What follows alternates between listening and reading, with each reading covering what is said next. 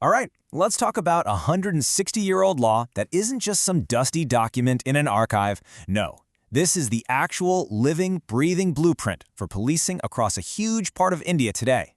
This is the story of the Police Act of 1861. So, our story kicks off right here in 1861. And you've got to understand, this wasn't just any old year. This was just a few years after the massive Indian Rebellion of 1857, a moment that completely shook British colonial rule to its very core. So with that backdrop, the Police Act of 1861, well, it wasn't just some routine piece of legislation. It was forged in the fire of that rebellion, designed from the ground up with one very clear, very strategic purpose: control. And you know what's so fascinating? The Act's own introduction, its preamble, gives the game away.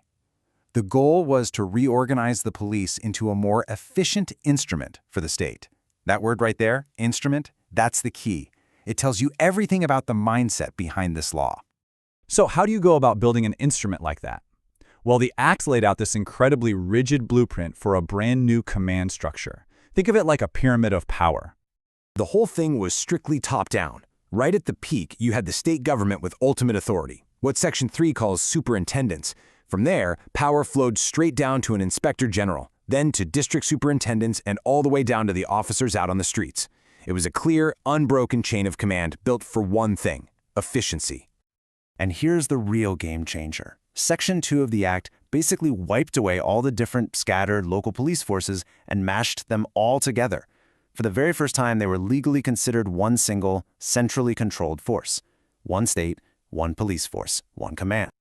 Okay, so the structure's in place. Now let's look at the toolkit this new force was given.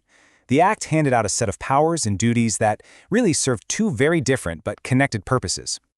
On the one hand, you have the everyday stuff you'd expect, right? Preventing crime, catching bad guys, keeping the roads orderly. But on the other hand, the Act gave them these really significant, extraordinary powers, things like putting extra police in so-called disturbed areas, or even forcing local residents to become temporary police officers if there was a riot. And let's just zoom in on that one power from Section 15. The government could literally declare an area disturbed or dangerous, and then make the people living there pay for the extra policing. I mean, think about that. It was an unbelievably powerful tool for cracking down on any dissent and keeping a tight grip on control.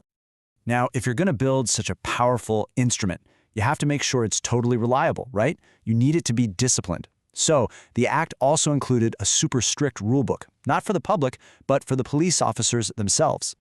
For starters, Section 9 made it really hard for an officer to leave. You couldn't just walk away. Nope. You needed explicit permission, or you had to give at least 2 months' notice in writing. And on top of that, Section 10 demanded their absolute undivided attention. Police officers were flat out forbidden from having any other job. Policing had to be their one and only focus. This ensured total commitment to the force. And believe me, they were not messing around. Section 29 lays it all out. Break any of these rules, from neglecting your duty to being a coward to using unnecessary violence, and you could be hit with big fines, jail time, or both.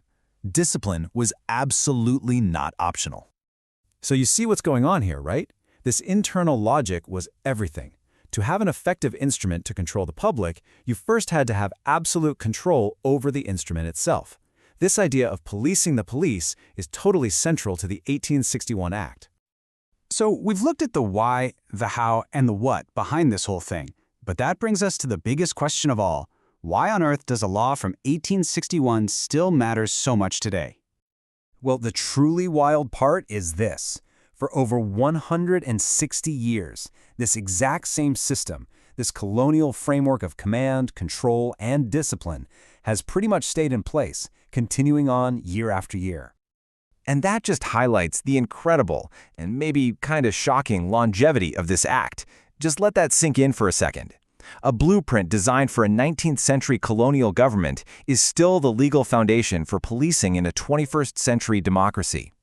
And so that's the final thought I want to leave you with. How does a framework that was built for a totally different time, one that was focused on ruling over subjects, not serving citizens, how does that continue to shape the relationship between the police and the public today? It's a question that's rooted deep in the past, but it has huge, powerful implications for the here and now.